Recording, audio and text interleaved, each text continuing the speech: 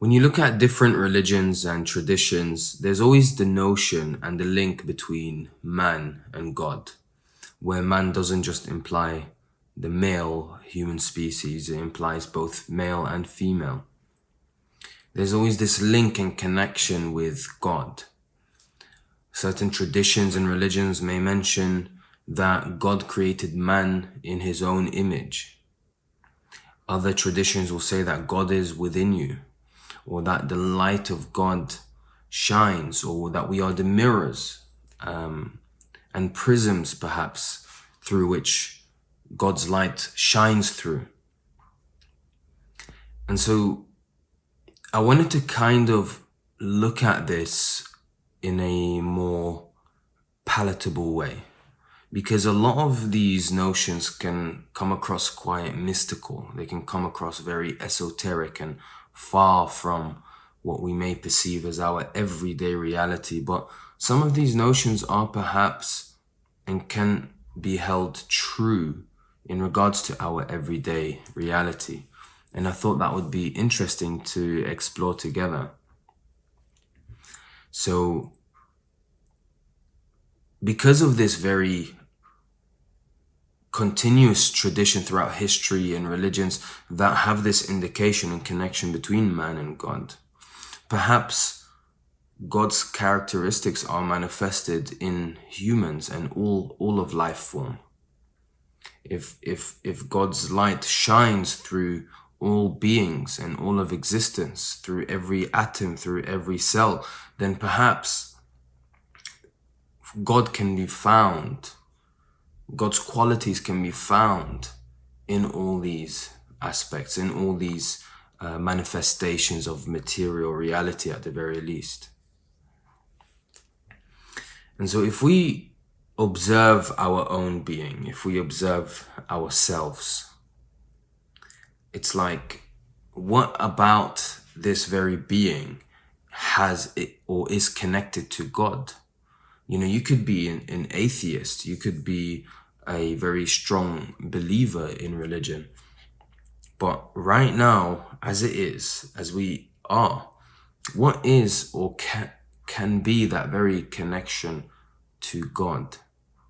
Some may not see this as a connection. Some may see this as God itself.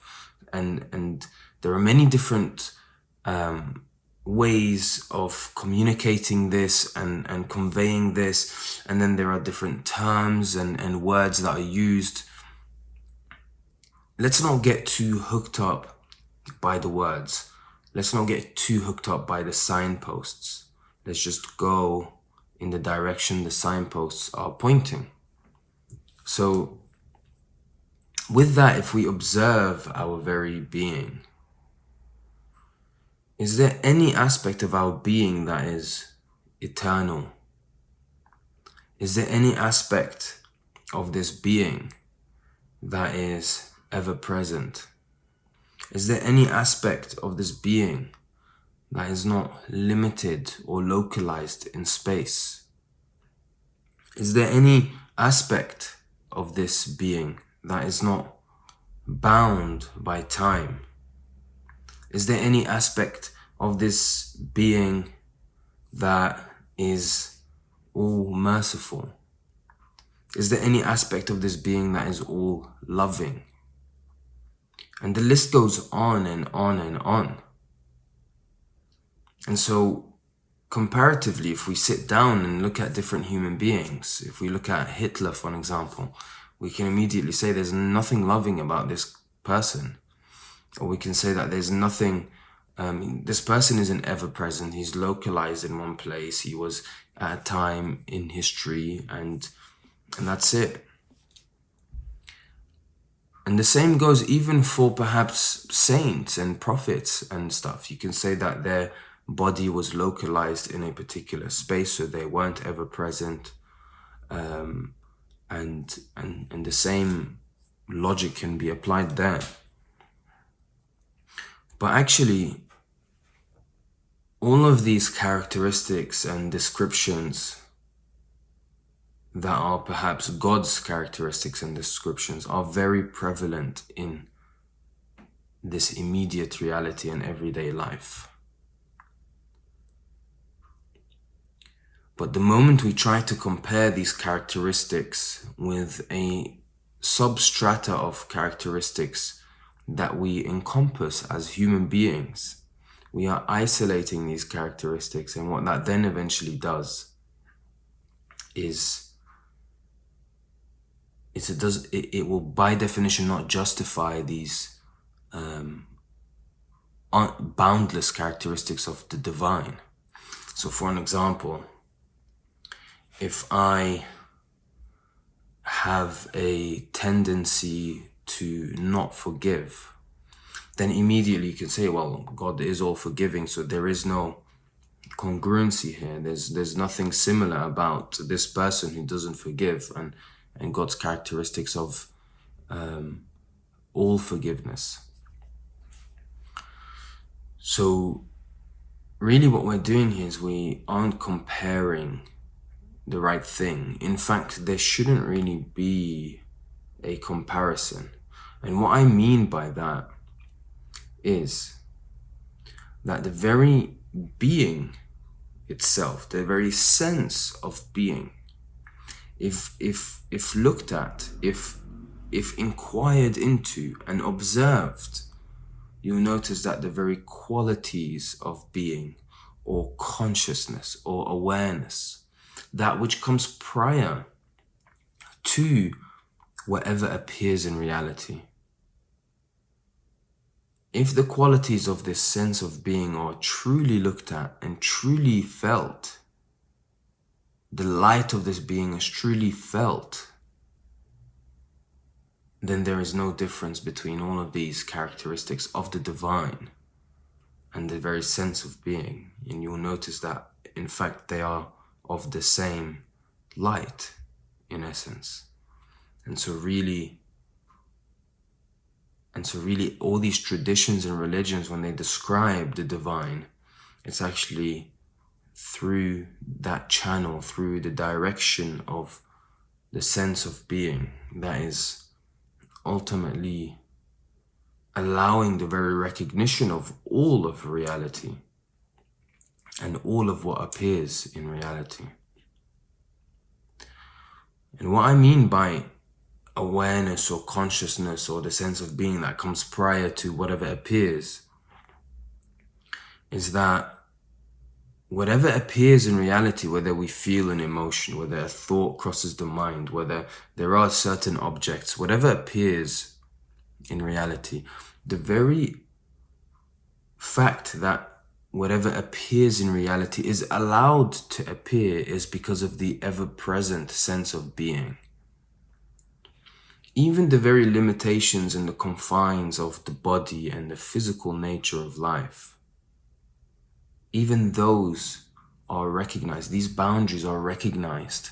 And the fact that boundaries can be recognized must mean that there is that which is boundless to recognize that which is bound. And so with that, it may take some introspection and observation to really settle and rest in this sense of being. And as you do so, you may realize that, hey, I am not any of that which is bound. I am not that which I have been identifying with all this time. I'm not a particular image. I'm not anything that I have accumulated over the years. I'm not the memories. I'm not the experience. These are all things that are appearing in reality, but really I am that which is experiencing and recognizing these aspects of reality that are appearing. And so, as we allow ourselves to rest into this, and there is much less of an identification with form, what then happens is you may recognize some of the qualities of that sense of being, the qualities of the divine. And it's like, from this perspective, I have found the ability to be immediately forgiving. Because really, the inability to forgive is linked to form, is linked to image. is linked to the sense of identity. So if someone hurts me and pain is felt, really, that pain is a expression of the identity. But that pain, also along with the identity, is known and is recognized from this sense of being. And so really the sense of being or consciousness or awareness, whatever the term, which comes prior to the pain, is actually untouched by the pain, and is even the very reason why pain is felt, is allowed to be felt, is allowed to even be recognized. And so pain, and if the environment or other people hurt us, the us we are talking about is that which in essence has been accumulated, is that which has been identified with. The typical term is the ego. And so for this reason, if we aren't identified as the ego, can there be true forgiveness? Because there is no attachment to any opinions or reasonings. There is just the light of being, the light of the divine that shines through you, that is allowing for immediate forgiveness. And it's also for this reason why religious practices, perhaps, or spiritual practices are leaning towards humility, trying to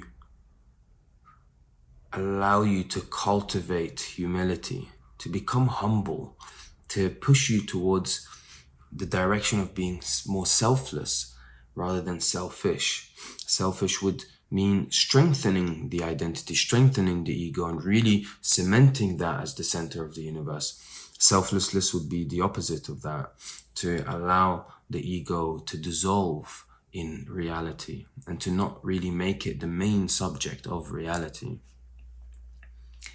And so with that, there is enough space for the light of the divine to shine through. The sense of being is not localized anywhere. It's not bound by time. There is the experience of time speeding up and slowing down depending on the activity and the task at hand. And then all loving.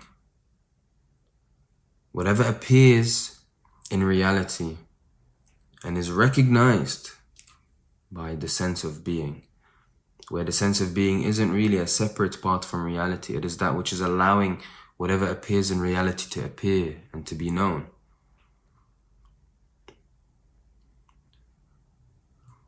In this case, love is unconditional, for conditions are only applied and imposed by the character and the opinions and the judgments and the thoughts and the images and everything that is connected with the ego.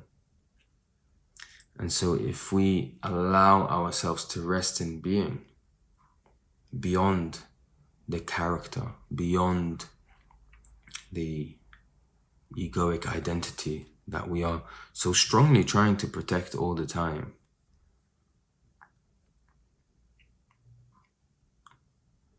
can there then be the recognition of divinity, the recognition of the presence of God through the sense of being's characteristics or the nature of being?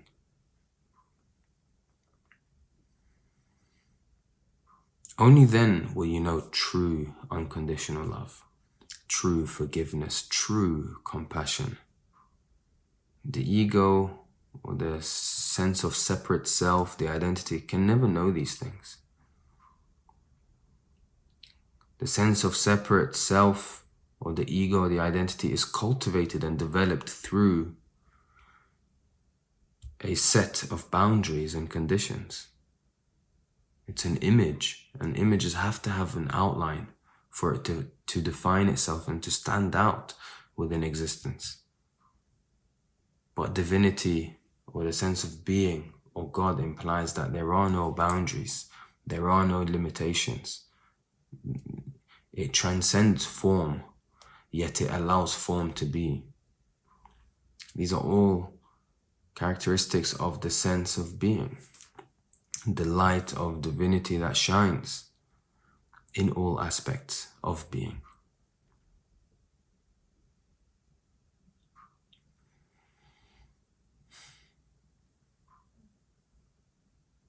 Feel free to reach out, comment. I'd love to speak to you guys about this. Thank you so much for watching. This is Hassan from the Spiritual Walks.